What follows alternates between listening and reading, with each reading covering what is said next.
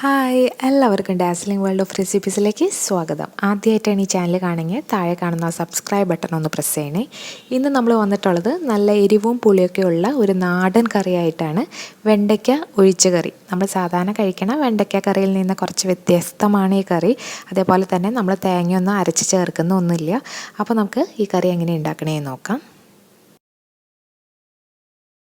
അപ്പോൾ ആദ്യം തന്നെ ഒരു പാത്രം വെച്ച് അതിലേക്ക് നമുക്ക് 2 തൊട്ട് 3 ടേബിൾ സ്പൂൺ വരെ വെളിച്ചെണ്ണ ഒഴിച്ച് കൊടുക്കുക. എണ്ണ നന്നായിട്ട് ചൂടായി വരുമ്പോഴത്തേക്കും നമുക്കതിലേക്ക് 1 ടീസ്പൂണോളം കടുക് ഇട്ട് കൊടുക്കുക. അതേപോലെ തന്നെ ഒരു 10 മണി ഉലുവ ഇട്ട് കൊടുക്കുക. അപ്പോൾ ഉലുവ നമ്മൾ കൂടുതൽ ചേർക്കാൻ പാടില്ല, കറിക്ക് നല്ല കയ്പ്പ് വരും. ഇനി നമുക്ക് എല്ലാം കൂടെ നന്നായിട്ട് ഒന്ന് പൊട്ടി വരുമ്പോഴത്തേക്കും നമുക്കതിലേക്ക് 2 ഉണക്കമുളക് ഒന്ന് മുറിച്ചിട്ട് ഇതേപോലെ ഇട്ട് കൊടുക്കുക. അതേപോലെ തന്നെ കുറച്ച് കറിവേപ്പിലയും കൂടി ഇട്ട് കൊടുക്കുക. എല്ലാം നന്നായിട്ടൊന്ന് മൂത്ത് വരുമ്പോഴത്തേക്കും അതിലേക്ക് ഒരു 6 തൊട്ട് 8 ചെറിയുള്ളി, അതേപോലെ തന്നെ ഒരു വലിയ സവാള അരിഞ്ഞതും കൂടെ നമ്മൾ ചേർത്ത് കൊടുക്കുന്നുണ്ട്. ഇപ്പോൾ വേണമെങ്കിൽ നമുക്ക് മൊത്തത്തിൽ ചെറിയുള്ളി തന്നെ ചേർത്ത് കൊടുക്കാം കേട്ടോ. ഒരു 15-20 ചെറിയുള്ളി ചേർത്ത് കൊടുത്താലും കുഴപ്പമൊന്നുമില്ല. ഇനി ഇതിലേക്ക് ഞാൻ കുറച്ച് വെളുത്തുള്ളി ഇട്ട് കൊടുക്കുന്നുണ്ട്. ഒരു 8 അല്ലി വെളുത്തുള്ളിയും കൂടെ ഇട്ട് കൊടുക്കുന്നുണ്ട്. അതേപോലെ തന്നെ 2 പച്ചമുളകും കൂടെ ഇട്ട് കൊടുക്കുന്നുണ്ട്. എന്നിട്ട് എല്ലാം കൂടെ നമുക്കൊന്ന് വഴറ്റിയെടുക്കണം. സവാളയൊക്കെ നന്നായിട്ട് വഴന്ന് കിട്ടുന്ന ആ സമയം കൊണ്ട് തന്നെ നമുക്ക് വെണ്ടയ്ക്ക ഒന്ന് വറുത്തെടുക്കണം. അതിന് വേണ്ടിയിട്ട് ഞാനിവിടെ ഒരു 8 വലിയ വെണ്ടയ്ക്ക ഇതേപോലെ കട്ട് ചെയ്തെടുത്തിട്ടുണ്ട്. എന്നിട്ട് അത് ഇത്തിരി വെളിച്ചെണ്ണയിൽ ഇട്ടിട്ട് നമ്മൾ ഇതേപോലെ ഒന്ന് ഫ്രൈ ചെയ്തെടുക്കണം. അപ്പോൾ എങ്ങനെയാണെന്ന് വെച്ചിട്ടുണ്ടെങ്കിൽ നമ്മുടെ ഈ വെണ്ടയ്ക്കയുടെയൊക്കെ ആ വഴുവഴുപ്പൊക്കെ മാറി കിട്ടാൻ വേണ്ടിയിട്ട് ഇത് സഹായിക്കും. അതിന് വേണ്ടിയിട്ടാണ് നമ്മളിങ്ങനെ ചെയ്ത് കൊടുക്കുന്നത്. അപ്പോൾ ഇത് എന്തായാലും ഇമ്പോർട്ടൻറ്റ് സ്റ്റെപ്പാണ് കേട്ടോ. ഇങ്ങനെ എന്തായാലും ചെയ്യണം, എന്നാലാണ് ആ കറിക്ക് നല്ല ടേസ്റ്റ് വരുള്ളൂ. ഇപ്പം നമ്മുടെ വെണ്ടയ്ക്ക ജസ്റ്റ് ഒന്ന് സ്റ്റിർ ഫ്രൈ ചെയ്തെടുത്തിട്ടുണ്ട്. ഇനി നമുക്കിത് മാറ്റി വയ്ക്കാം. അപ്പോൾ നമ്മുടെ വെണ്ടയ്ക്ക വറുത്തെടുക്കണ ആ സമയം കൊണ്ട് തന്നെ നമ്മുടെ സവാളയൊക്കെ നന്നായിട്ട് വഴന്ന് കിട്ടിയിട്ടുണ്ട്. അപ്പോൾ ഈ കറിക്ക് സവാളയൊക്കെ നന്നായിട്ട് വഴന്ന് കിട്ടണം കേട്ടോ, അല്ലെങ്കിൽ ഒരു ടേസ്റ്റ് ഉണ്ടാവില്ല ഈ കറിക്ക്. ഇതേപോലെ നന്നായിട്ടൊന്ന് വാടി കിട്ടണം. ഇനി നമുക്ക് എന്താ ചെയ്യേണ്ടതെന്ന് വെച്ചിട്ടുണ്ടെങ്കിൽ ഇതിലേക്ക് ഓരോ മസാലപ്പൊടികൾ ചേർത്ത് കൊടുക്കുക. ആദ്യം തന്നെ ഒരു 1/4 ടീസ്പൂണോളം മഞ്ഞൾപ്പൊടി ചേർത്ത് കൊടുക്കുക. അതേപോലെ തന്നെ ഇനി നമുക്ക് 1 ടീസ്പൂണോളം മുളക് പൊടി ചേർത്ത് കൊടുക്കണം. അപ്പോൾ നമുക്ക് കാശ്മീരി മുളക് പൊടിയാണെങ്കിൽ എരിവ് താല്പര്യമില്ലാത്തവർക്ക് കാശ്മീരി മുളക് പൊടി ചേർത്ത് കൊടുക്കാം. നല്ല എരിവ് വേണ്ടവർക്കൊക്കെ നമുക്ക് നമ്മുടെ സാധാരണ എരിവുള്ള മുളക് പൊടി ചേർത്ത് കൊടുക്കാം. ഇനി അടുത്തതായിട്ട് നമുക്ക് ഇതിലേക്ക് 2 ടീസ്പൂണോളം മല്ലിപ്പൊടിയും കൂടെ നമ്മൾ ചേർത്ത് കൊടുക്കുന്നുണ്ട്. എന്നിട്ട് ലോ ഫ്ലെയിമിലിട്ടതിന് ശേഷം ഈ പൊടികളുടെ പച്ചമണം മാറുന്ന വരെ നന്നായിട്ടൊന്ന് വഴറ്റിയെടുക്കുക. അപ്പോൾ ഹൈ ഫ്ലെയിമിലിട്ടിട്ടൊന്ന് വഴറ്റിയെടുക്കരുത്, നമ്മുടെ മസാലയൊക്കെ പെട്ടെന്ന് കരിഞ്ഞു പോവും. ഇപ്പം നമ്മുടെ മസാല റെഡി ആയിട്ടുണ്ട്. ഇനി നമുക്കിതിലേക്ക് അടുത്തതായിട്ട് ചേർക്കാനുള്ളത് തക്കാളിയാണ്. ഒരു നല്ല പഴുത്ത തക്കാളിയാണ് ഞാൻ ഇതിലേക്ക് അരിഞ്ഞിട്ട് ചേർത്ത് കൊടുത്തിട്ടുള്ളത്. അതും കൂടെ ഇതിലേക്ക് ഇട്ടിട്ട് നമുക്ക് നന്നായിട്ട് ഒന്ന് വഴറ്റിയെടുക്കുക.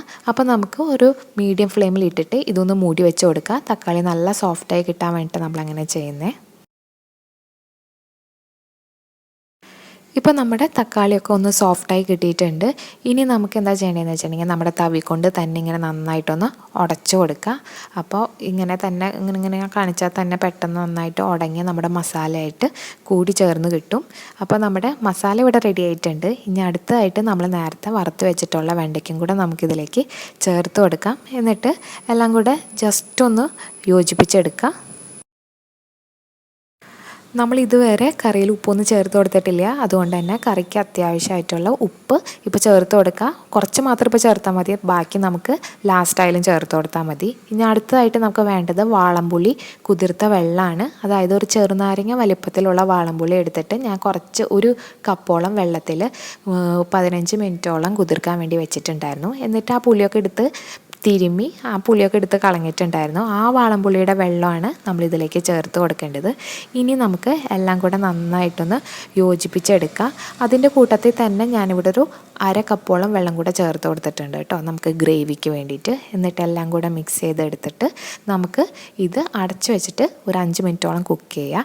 ഇപ്പം നമ്മുടെ കറി നന്നായിട്ട് ഒന്ന് തിളച്ച് വന്നിട്ടുണ്ട്. ഇനി നമ്മൾ അടച്ചു വെച്ചല്ല, തുറന്ന് വെച്ച് തന്നെയാണ് കുക്ക് ചെയ്ത് എടുക്കേണ്ടത്.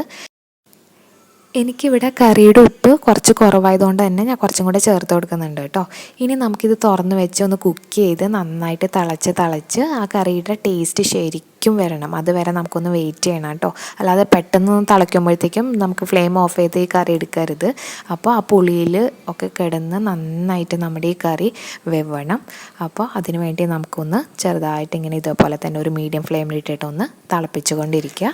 അങ്ങനെ ഒരു 10 മിനിറ്റ് കഴിഞ്ഞപ്പോൾ നമ്മുടെ കറി കണ്ടോ നന്നായിട്ട് തിളച്ച എണ്ണയൊക്കെ നന്നായിട്ട് മുകളിലൊക്കെ തെളിഞ്ഞ് വന്നിട്ടുണ്ട്. ആ കളറൊക്കെ ആകെക്കൂടെ കറിയുടെ മാറിപ്പോയിട്ടുണ്ട്.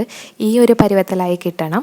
നമുക്കിനി ഇതിലേക്ക് കുറച്ച് ശർക്കരയും കൂടെ ചേർത്ത് കൊടുക്കണം. അതായത് നമ്മൾ നല്ല പുളിയും എരിവൊക്കെ ഉള്ള കറിയല്ലേ, ഇനി ഇതിലേക്ക് നമുക്ക് കുറച്ച് ശർക്കരയും കൂടി ഇട്ടിട്ടുണ്ടെങ്കിൽ എല്ലാ ടേസ്റ്റും നല്ല ബാലൻസായി കിട്ടും. ഇനി നമുക്ക് ഫ്ലെയിം ഓഫ് ചെയ്തിട്ട് കുറച്ച് കറിവേപ്പിലയും കൂടെ അതിൻ്റെ മുകളിലേക്ക് ഇട്ട് കൊടുക്കാം. അങ്ങനെ നമ്മുടെ ഈ സൂപ്പർ വെണ്ടയ്ക്ക കറി റെഡിയായി. നല്ല ചോറിൻ്റെ കൂടെയൊക്കെ ഇത് നല്ലൊരു ബെസ്റ്റ് കോമ്പിനേഷനാണ്. എല്ലാവരും ഒന്ന് ട്രൈ ചെയ്ത് നോക്കണം. ഈ റെസിപ്പി ഇഷ്ടപ്പെട്ടിട്ടുണ്ടെങ്കിൽ വീഡിയോ ലൈക്ക് ചെയ്യാനും ഷെയർ ചെയ്യാനും കമൻറ്റ് ചെയ്യാനും മറക്കരുത്. അതേപോലെ തന്നെ സബ്സ്ക്രൈബ് ചെയ്തിട്ടില്ലെങ്കിൽ സബ്സ്ക്രൈബ് ചെയ്യാനും മറക്കരുത്. തൊട്ടടുത്ത് കാണുന്ന ആ ബെല്ലൈക്കണും കൂടെ ക്ലിക്ക് ചെയ്യണം. അപ്പോൾ ഞാൻ ഫ്യൂച്ചറിൽ ഇടുന്ന എല്ലാ വീഡിയോസിൻ്റെയും നോട്ടിഫിക്കേഷൻസ് കിട്ടും. താങ്ക്